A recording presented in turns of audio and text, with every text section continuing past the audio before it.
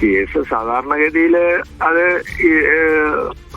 IPC പഴയ IPC 228A അല്ലെ പുതിയതിന് 72 എന്ന് പറയുന്ന BNS 72 അത് ജാമ്യം 2 വർഷം തടവാണ് പറയുന്നത്. അതേപോലെ തന്നെ IT ആക്ടിലെ ഈ ഇങ്ങനെ അശ്ലീലമായിട്ട് അല്ലെ അധിക്ഷേപിച്ച് പ്രചരിപ്പിച്ചു എന്ന് പറയുന്നത് അത് 3 വർഷത്തിൽ ആണ് ശിക്ഷ പറയുന്നത്. അപ്പം അതിന് ജാമ്യമുള്ള വകുപ്പുകളാണ്. പക്ഷെ അത് അദ്ദേഹം ആവർത്തിക്കുന്നു എന്നൊക്കെ ഉള്ള ഒരു വാദഗതിയിലാണ് ഇപ്പൊ അദ്ദേഹത്തിനെ കോടതി ഹാജരാക്കിയ സ്വാഭാവികമായിട്ട് ജാമ്യം കിട്ടേണ്ടതാണ്.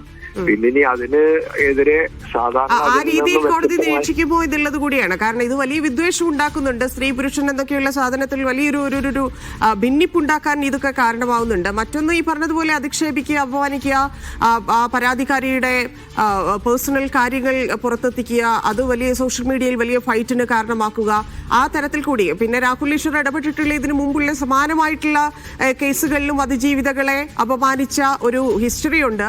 അപ്പൊ അതുകൂടിയൊക്കെ പരിഗണിച്ചായിരിക്കില്ലേ കോടതി ഒരു തീരുമാനത്തിലേക്ക് എത്തുക?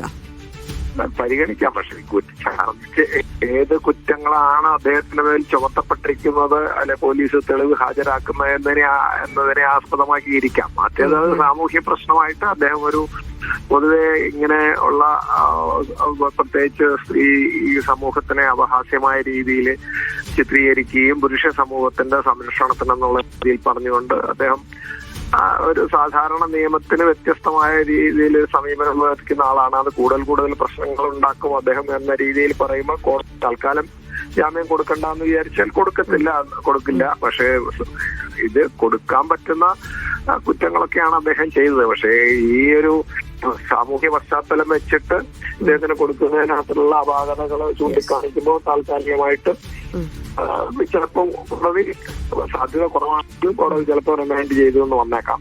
മിക്കവാറും അദ്ദേഹത്തിന് ജാമ്യം കിട്ടാനുള്ള സാധ്യതയാണ് കൂടുതൽ ഞാൻ കാണുന്നത്.